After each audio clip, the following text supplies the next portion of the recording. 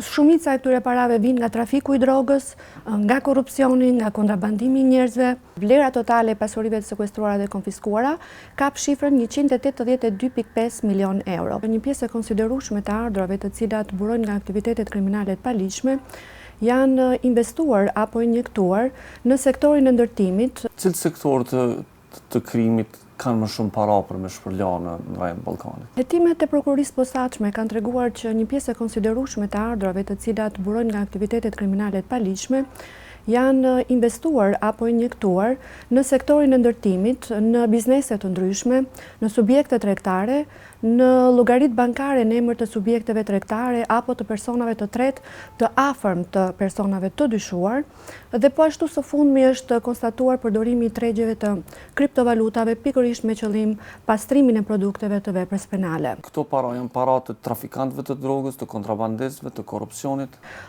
Shumica e këtyre parave vijnë nga trafiku i drogës, nga korrupsioni, nga kontrabandimi i njerëzve, nga krimet kibernetike, pra është një shumëllojshmëri, një gamë e gjerë, veprash penale të cilat gjenerojnë të ardhura dhe më tej ato pastrohen.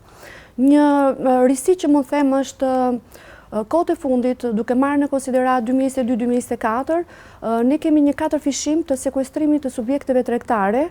Në qoftë se ne në vitin 2010 kishim 10 subjekte tregtare të sekuestruara, në 2024 ne kemi 44 subjekte. Pra kjo tregon tendencën e grupeve kriminale për të përdorur pikërisht këto subjekte tregtare si një mënyrë apo një mjet për pastrimin e produkteve të veprës penale. Pra shihet një përsosmëri e mënyrës dhe metodave të pastrimit të produkteve të veprës penale.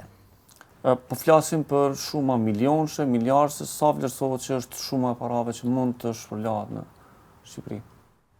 Për një periudhë 5 vjeçare, nga statistikat tona, për një periudhë 5 vjeçare, vlera totale e pasurive të sekuestruara dhe konfiskuara kap shifrën 182.5 milion euro. Pra ju shikoni vetë se çfarë qasje ka pasur prokuroria e posaçme në drejtim të masave kundër produkteve të veprës penale.